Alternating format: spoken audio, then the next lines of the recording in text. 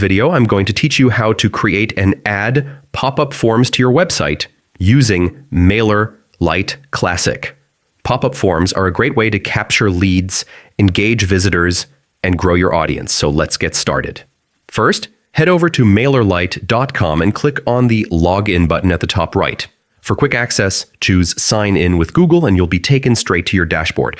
From there, click on the Forms tab and then select Create Form.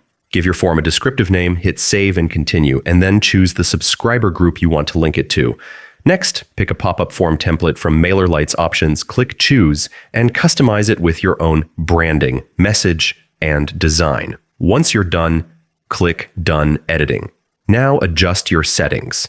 Set the trigger to control when the pop-up appears, decide how often it should show to visitors, and configure its visibility so it's engaging but not overwhelming. Finally, click Save Changes, and your pop-up form is ready to go live on your website. In today's